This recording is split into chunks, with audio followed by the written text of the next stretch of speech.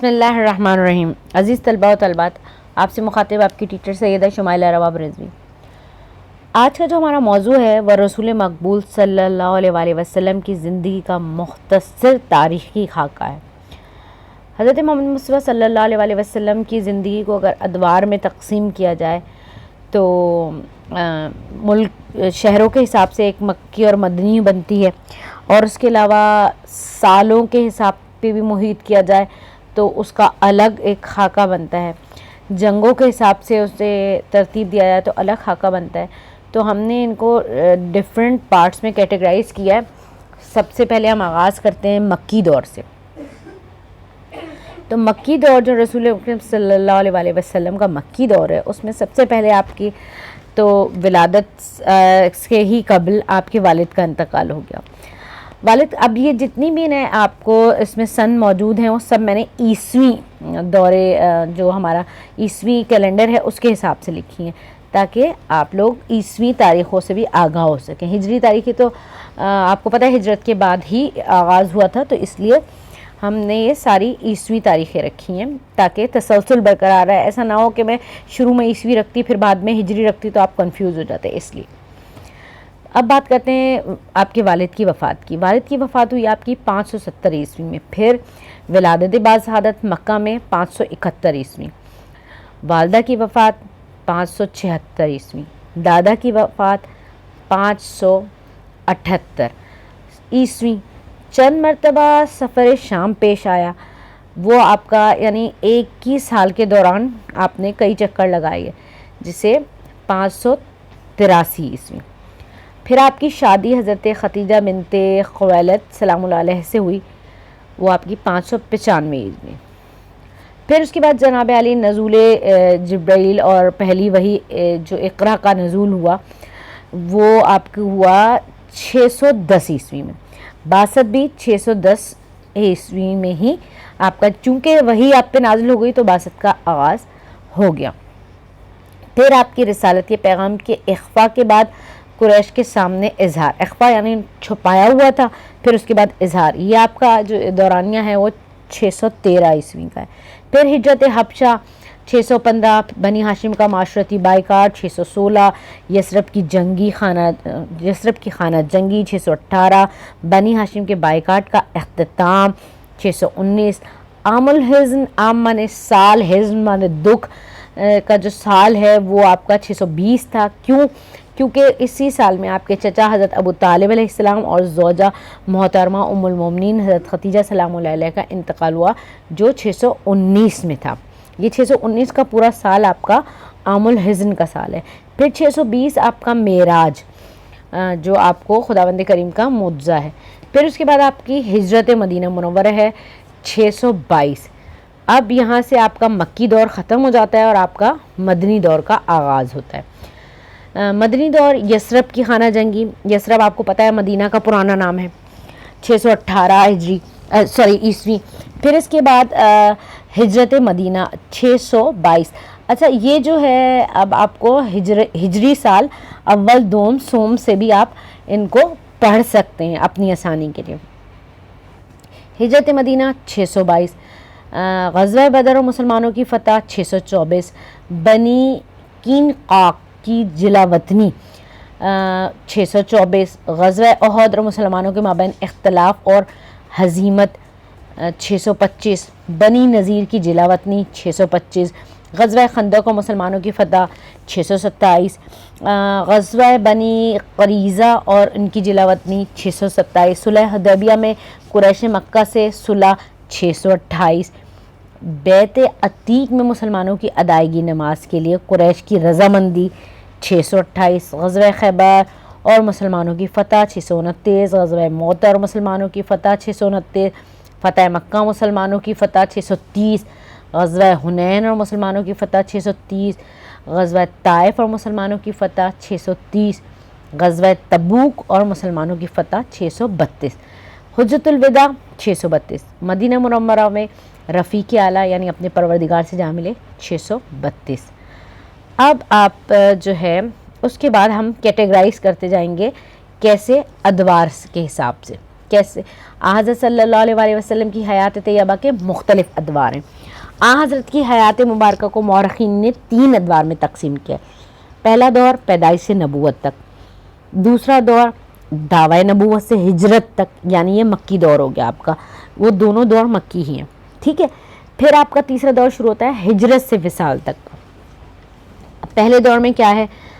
پہلے دور میں آپ کا جناب عالیہ ربیع اول عام الفیل میں، یہ میں آپ کو کلوز بھی اس لیے کر دیتی ہوں تاکہ آپ اگر اسکرین شاٹس لینا چاہیں تو آپ آسانی سے اسکرین شاٹس لے سکیں، ویسے تو آپ کو پی ڈی ایفس موصول ہو ہی جاتی ہیں۔ ربیع اول عام الفیل یعنی اس سال جب ابرہہ نے خانہ کعبہ کو مسمار کرنے کے لیے ہاتھی بھجوائے، فجر کے وقت مطابق 30 اپریل 12 یعنی اپریل کی 12، ٹھیک ہے، 571 عیسوی آپ کی ولادت ہوئی۔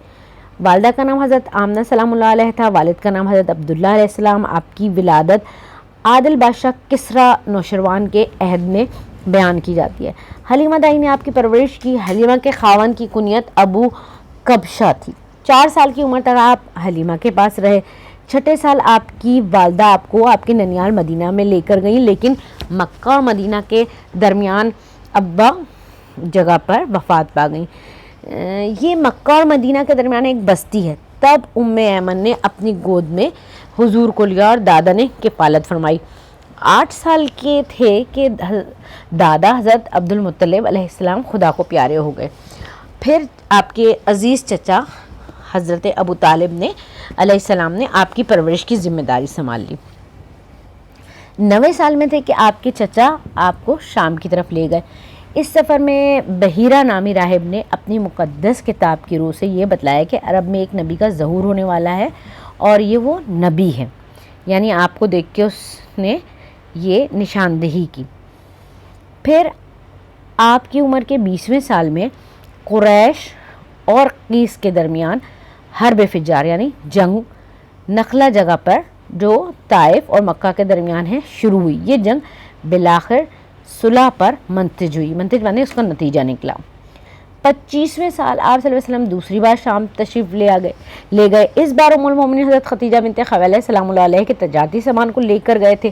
ام المومنین حضرت خدیجہ بنت خویلد سلام اللہ علیہ نے آپ صلی اللہ علیہ وسلم کے صدق اور امانت کی جو شہرت کی بنا پر تھا، آپ سے درخواست کی تھی کہ اس سفر میں میسرہ نامی غلام کو بھی اپنے ساتھ لے جائیں۔ اسی سال ام المومنین حضرت خدیجہ بنت سلام اللہ علیہ نے آپ کو شادی کا پیغام دیا اور آپ کی شادی ام المومنین حضرت خدیجہ بنت خویلد علیہ السلام سے سلام اللہ علیہ سے ہو گئی۔ 35ویں سال سیلاب نے خانہ کعبہ کو گرا دیا، چنانچہ قریش نے جب اس کو تعمیر کرنے کا ارادہ کیا، آپ بھی اس تعمیر میں شریک ہو گئے، اور جب حجر اسود رکھنے کے اعزاز کی وجہ سے مختلف قبائل میں جھگڑا ہوا تو آپ نے ہی ثالثی کی تھی۔ آپ ہی کے حسن تدبیر سے جھگڑا ختم ہوا اور نہ جانے ورنہ اس کا کیا نتیجہ نکلتا، یعنی شدید جنگ و جدال ہو جاتا۔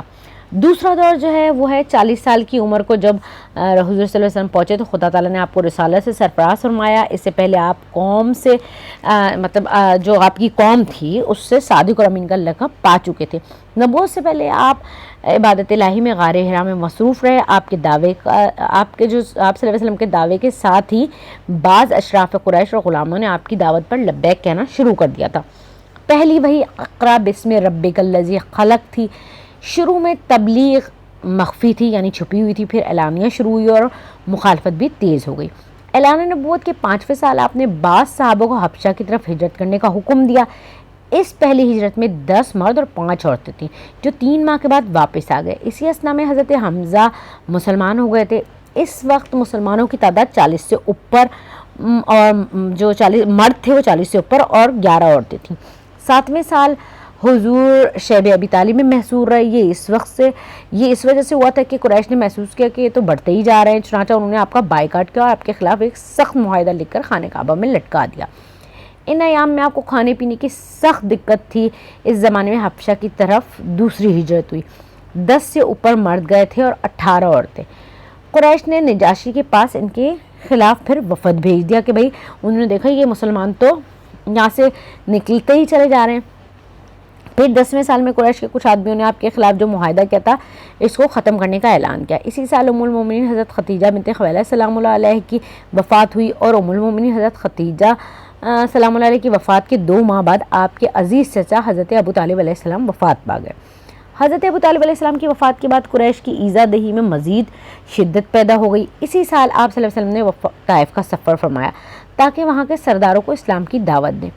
11ویں سال اسرا اور معراج سے آپ صلی اللہ علیہ وسلم کو خدا تعالیٰ نے سرفراز فرمایا۔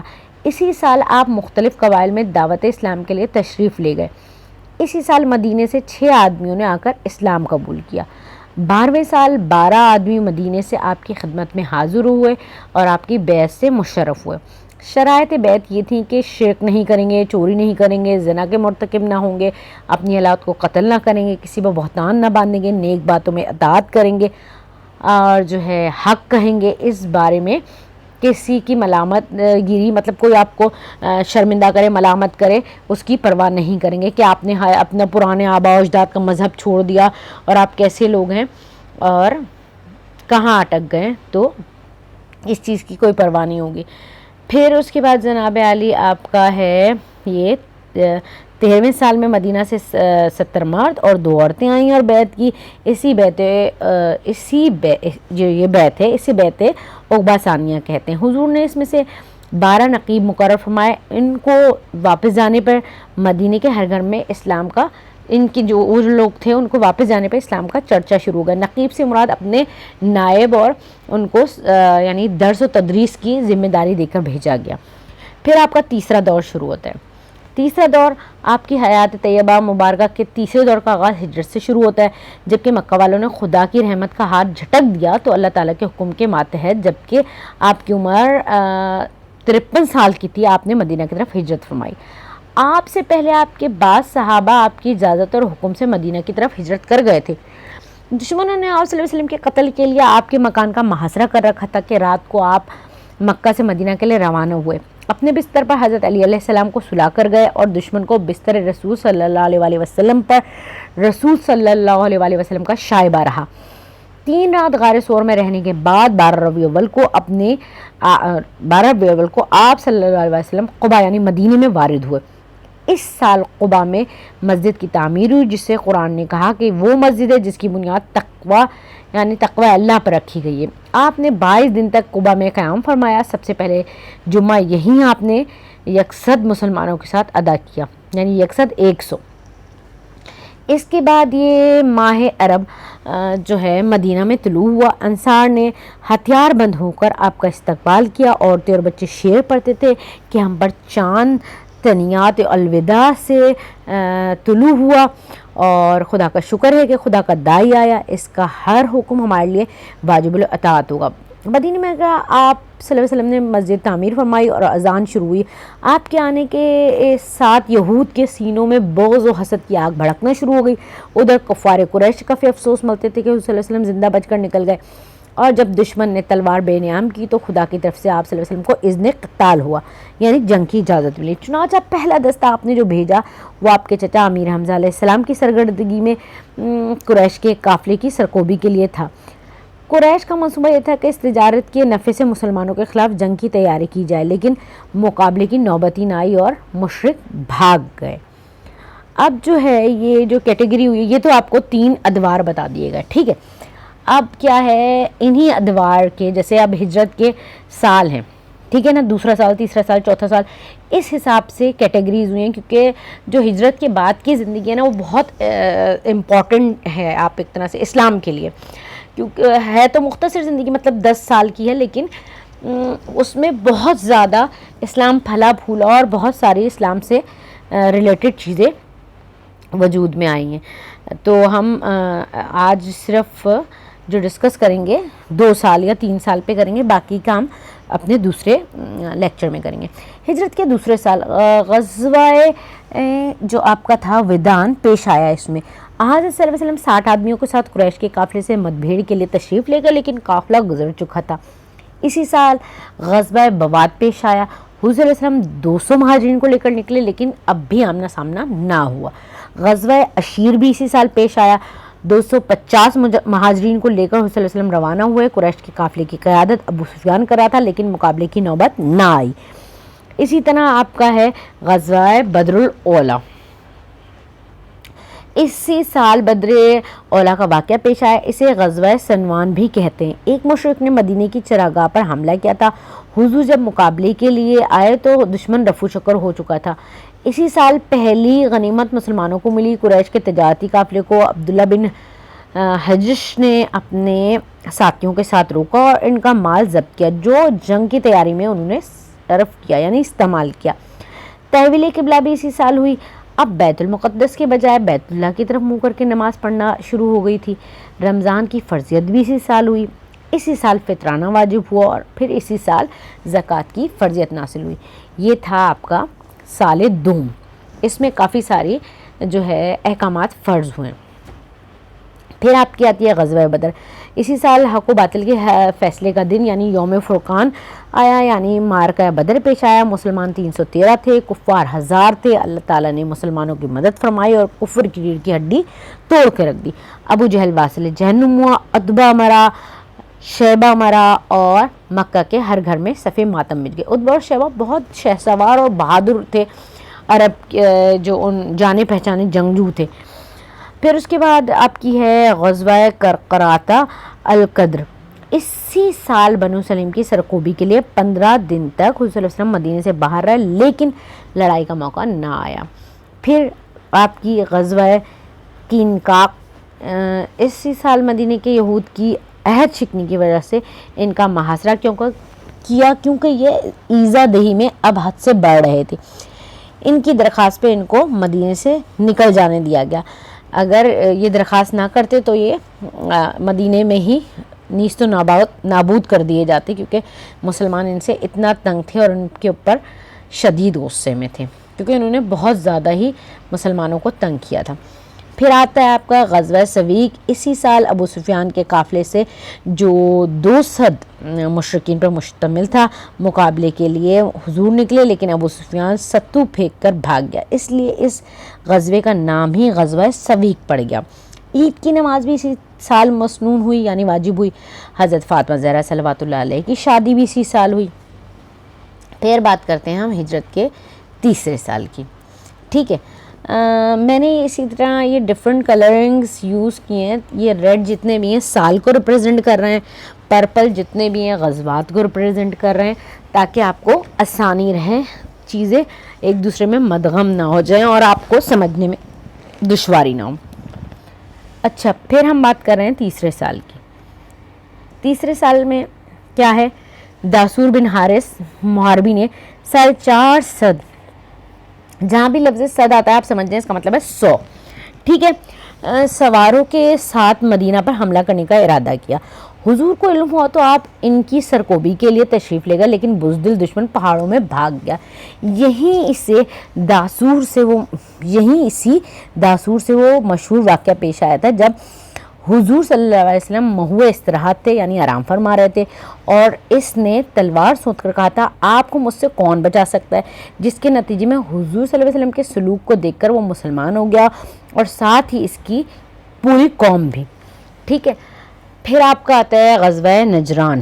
بنو سلیم نے بھی مدینے پر حملے کا منصوبہ بنایا۔ جب حضور کو علم ہوا تو اس کے تدارک کے لیے تشریف لے گئے، لیکن دشمن تتر بتر ہو گیا اور حضور واپس تشریف لے آئے۔ پھر آتا ہے سب سے اہم جو ہے غزوہ بدر۔ غزوہ بدر جو ہے 7 شوال کو ہوا تھا۔ یہ بدر کا غزوہ احد۔ غزوہ احد بدر کا بدلہ جو چکانے کے لیے دشمن نے 3000 کے لشکر سے مدینے پر چڑھائی کی۔ حضور نے 1000 جان نثاروں سے مقابلے کی ٹھانی۔ عبداللہ بن ابی 300 منافقین کو لے کر واپس ہو گیا، ان میں سے جو مسلمانوں کے ساتھ ملے ہوئے تھے لوگ۔ پھر یہیں کئی صحابہ نے عشق و وفا کی روشن مثالیں قائم کی اور چشم فلک نے جان نثاری کے وہ واقعات مشاہدہ کیے کہ کوئی نے بھلا نہیں سکتا۔ اپنے خون سے صحابہ نے یہاں اسلام کی تاریخ لکھی جو کبھی محو نہیں ہو سکتی۔ حضور کے دانت مبارک یہیں شہید ہوئے۔ اسی کے دامن میں حضرت امیر حمزہ علیہ السلام نے جامع شہادت نوش کیا، اور یہاں آپ کی جب شہادت ہوئی تھی تو ہندہ جگر خوار نے آپ کا کلیجہ چیر کے اسے کچا چبایا تھا ابو سفیان کی بیوی اور معاویہ کی ماں نے۔